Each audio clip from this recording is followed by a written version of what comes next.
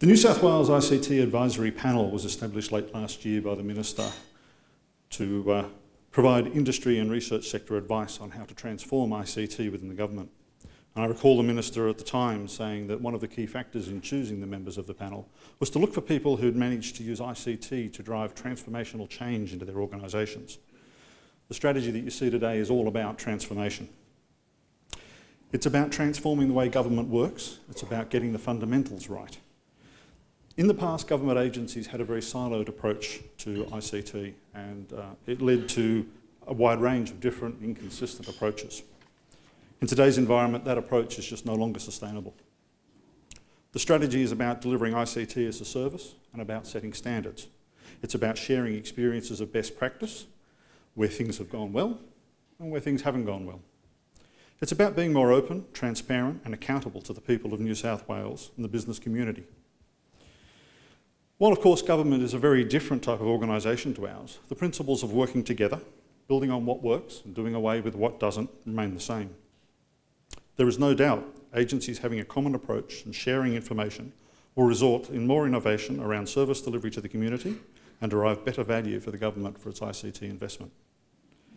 The advisory panel has been pleased to provide input into the strategy through the working group process and to see firsthand how the government agencies can work together in an effective way. It was only late last year that we started our discussions, and here we are in April with a new direction for government ICT.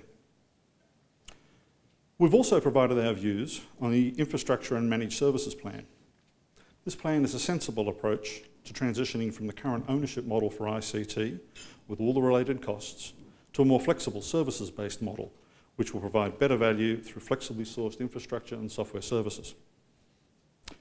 As people have said, releasing the strategy is only the first step. Implementing these transitions is the challenge that lies before us. That's where industry experience and expertise will be crucial. I'm certain that the government can learn from our success and our mistakes. And by industry sharing our advice on transformation, we can provide insight into best practice. For example, using managed services, information security, procurement, and developing their people.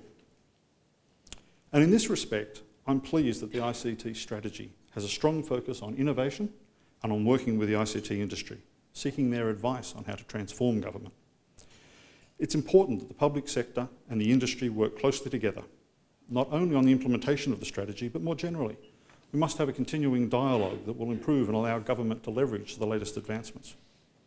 There's no reason why government should have to go it alone with ICT. In the past, it seems that the industry was always viewed as a vendor, and in that light, kept at a distance. But I think we have so much more to offer. We have ways of getting better value for investment. The industry and research sector can and should be a strategic partner with the government. The government already has close associations with organisations such as the AIIA, NICTA, ACBI and others, but there's significant scope for further involvement and engagement of industry subject matter experts on new technologies and approaches. Indeed, the strategy requires early engagement and in simpler procurement framework as a way of making it easier for smaller enterprises to do business with the government. That's often where the best solutions are found. So the challenge now will be to implement these sensible initiatives, and we will be assisting the government in translating the strategy into actions. I look forward to reconvening with you later in the year to see the progress that's been made and discuss how we can continue to develop and refine the government's use of ICT for better services. My fellow panel members and I would be happy to be contracted about the strategy, to accept suggestions around the implementation and provide feedback to the government. Please feel free to contact myself, Philip, Jane, Warren, Bob, Barry or Ian, should you wish to raise anything with us directly. The names are available later outside. There's a chance now for industry and the research sector to really help the government find the opportunities and how they can be captured for the benefit of New South Wales. So we invite you all to join with us in helping to transform the government's approach to ICT. Thank you.